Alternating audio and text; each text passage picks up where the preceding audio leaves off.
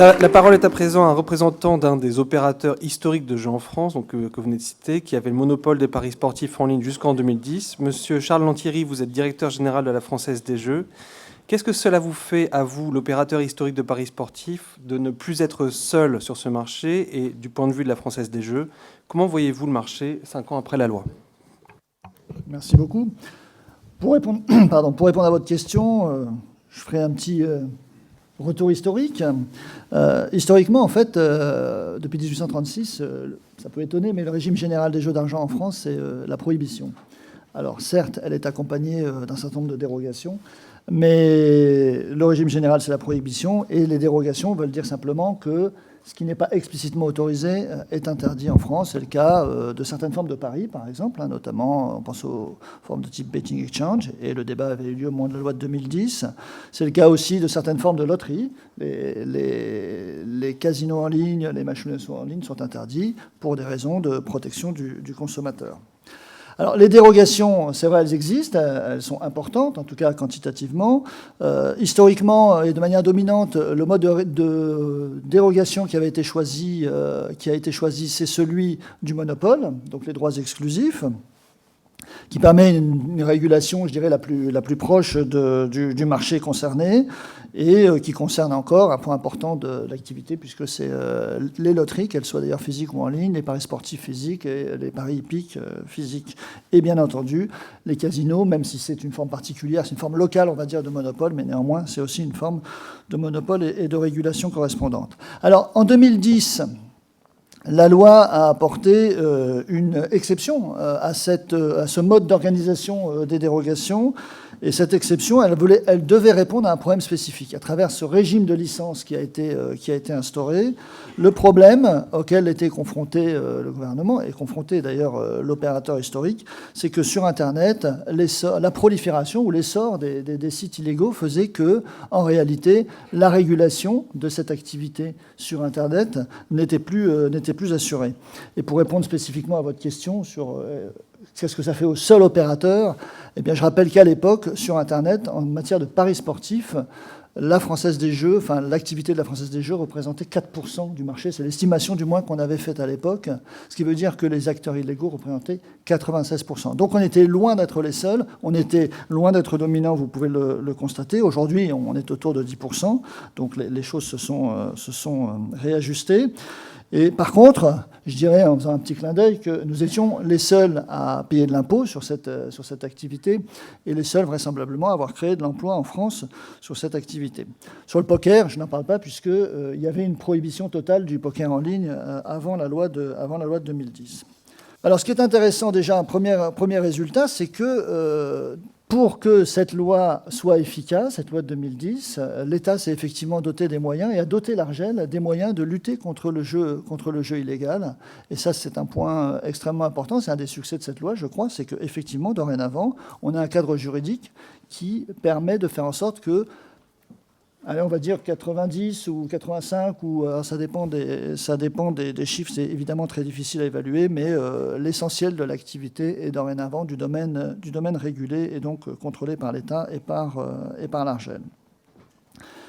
Le deuxième intérêt de cette loi, c'est effectivement, et on craignait beaucoup, une augmentation très forte de l'addiction, donc des problèmes de jeu. Aujourd'hui, ce qu'on voit, c'est qu'effectivement, le chiffre de 0,4% de joueurs pathologiques qui avait été mesuré à l'époque est un chiffre qui est à peu près stabilisé. Néanmoins, il y a effectivement un point de préoccupation qu'il faut regarder de plus près, c'est que les joueurs qui ont un problème de jeu, donc qui ne sont pas pathologiques, mais de problème de jeu, ont augmenté entre les deux mesures de 2010 et la dernière en date, sachant que par ailleurs, il y a des problèmes de mesure qui font que la comparabilité n'est pas parfaite.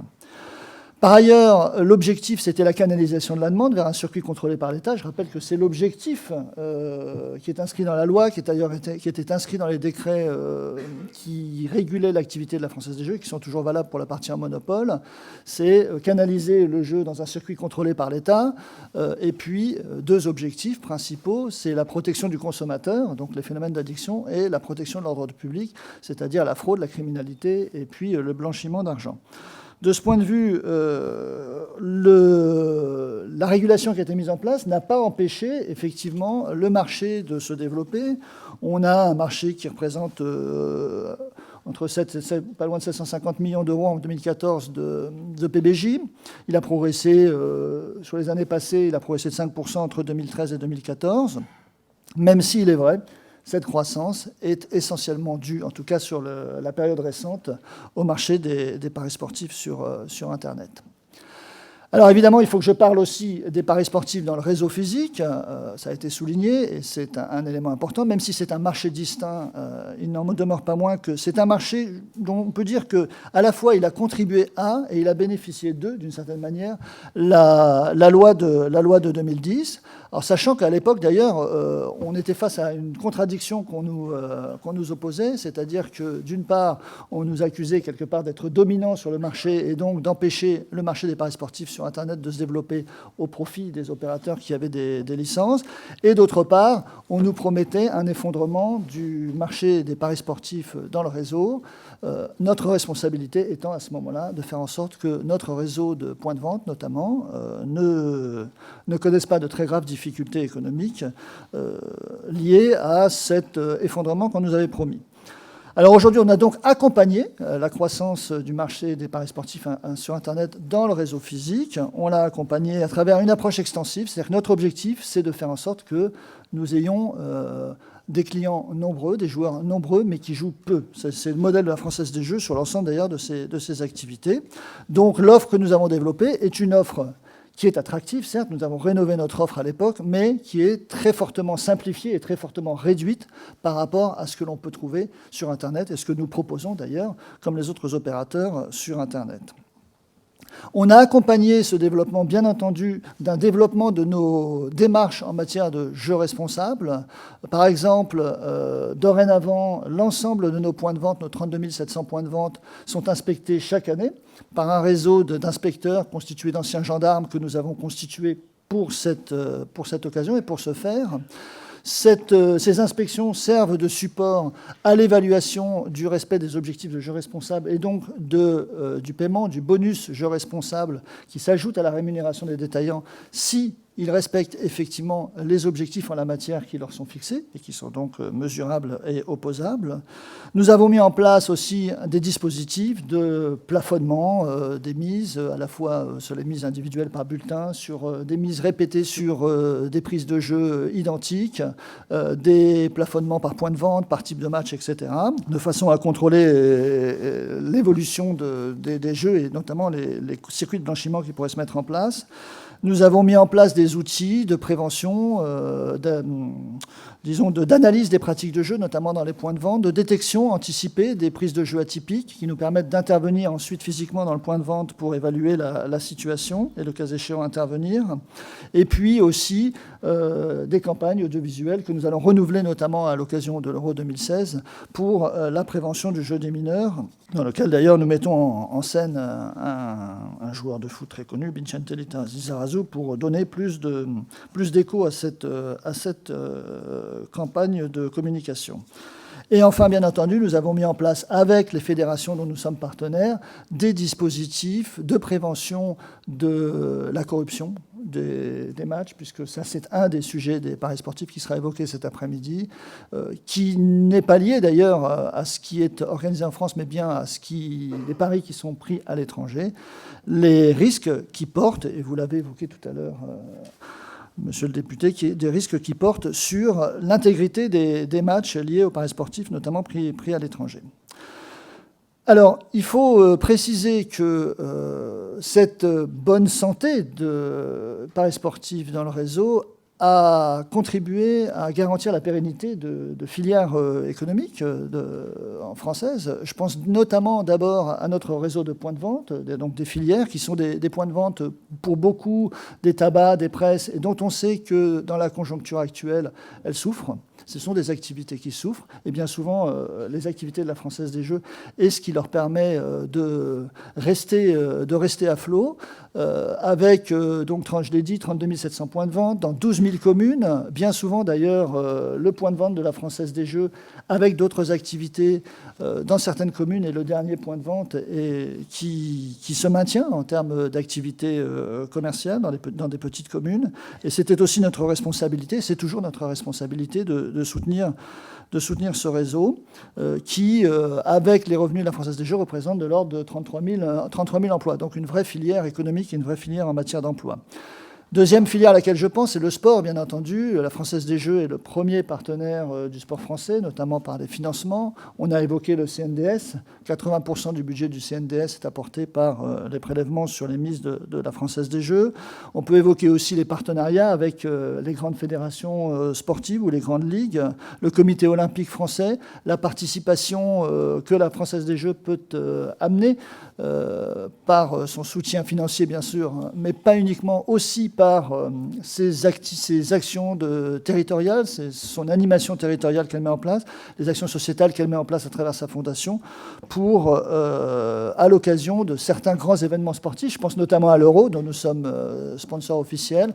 Je pense, dans un horizon un peu plus lointain, mais que j'espère néanmoins voir arriver aux Jeux Olympiques de 2024, dont tout le monde espère qu'ils seront organisés à Paris. Je ne reviens pas sur les recettes fiscales. 3 milliards de recettes fiscales, c'est quelque chose de très significatif pour le budget de l'État et donc pour la collectivité nationale, qui sont 3 milliards qui sont apportés donc à partir des prélèvements effectués sur les mises de la Française des Jeux.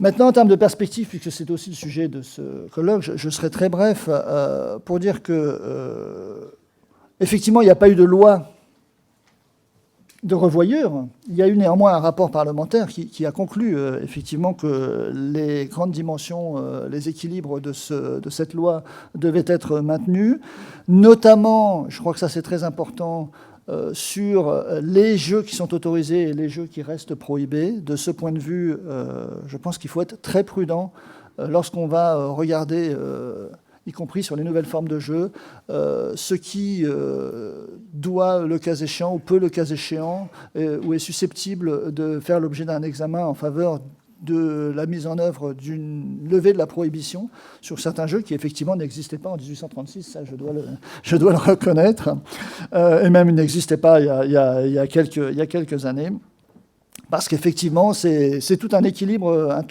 d'un dispositif législatif, d'un dispositif de régulation qui est en jeu.